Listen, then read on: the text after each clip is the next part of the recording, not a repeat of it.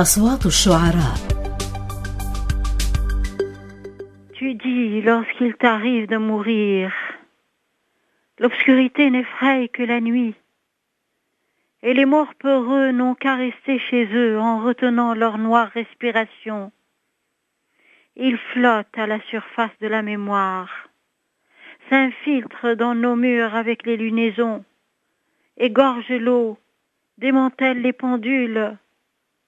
Ils escaladent les racines, dévalent la pente des pluies, aspirent les vapeurs des puits, boivent d'un seul trait nos fleuves en crue.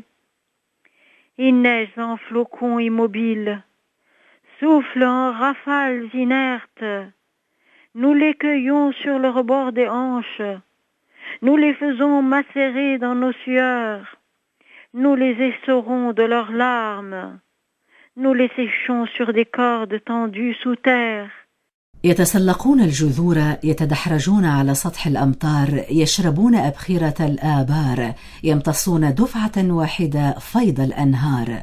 ندفا من الثلج الجامد يتساقطون، ينفخون سرابا ساكنا، نقطفهم عند أطراف الأرداف، نذيبهم بعرقنا، نعصرهم بدموعنا، ونمددهم على حبالنا الممدودة تحت الأرض.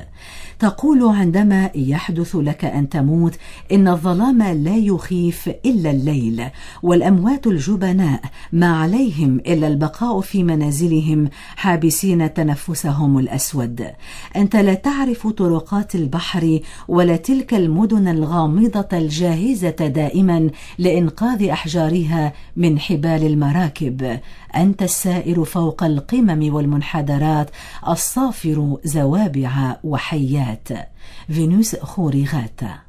تمثل تجربة الروائية والشاعر اللبنانية باللغة الفرنسية فينوس خوريغاتا حالة خاصة في الأدب الفرنكوفوني، وتتميز كتابتها الغزيرة بالنهل من تجربتها الشخصية ومن بيئتها الأولى، وكذلك من المعاناة القاسية التي عاشها لبنان أثناء حربه الطويلة. وهكذا تسم نتاج فينوس خوريغاتا معاناة مزدوجة، جروح الذات والذاكرة من جهة، وأهوال الحرب من جهة ثانية.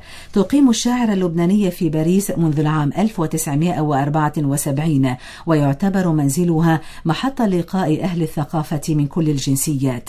وللكاتبة 16 رواية و16 مجموعة شعرية، ومن مؤلفاتها في الشعر بقاع راكدة، مناجاة ميت، وخرافات من أجل شعب من خزف. وصدرت لها عن منشورات أكتسود الفرنسية مختارات من شعرها تحت عنوان أنتولوجيا شخصية، جمعت فيها بعض أبرز محطاتها الشعرية. من أعمالها الروائية الابن المصبر، ضجة من أجل قمر ميت، منزل على حافة الدمع، وبيت القراص. لابد من الإشارة إلى أن فينوس خوريغاتا بالإضافة إلى مساهماتها النقدية في صحيفة لو فيغارو وفي إذاعة فرنسا الثقافية، عملت على ترجمة نصوص شعرية لعدد من الشعراء العرب المعاصرين، ومن بينهم أدونيس، محمود درويش، أنس الحاج، شوقي أبي شقرة، وبول شاول. وغدا موعدنا مع صوت الشاعر المصري عبد الرحمن الأبنودي. أصوات الشعراء. طوال شهر آذار مارس وبمناسبة اليوم العالمي للشعر، نستمع يوميا في مدار الأخبار إلى شاعر بصوته ضمن مجموعة نادرة وخاصة بإذاعة الشرق. أصوات الشعراء طوال شهر آذار من إذاعة الشرق.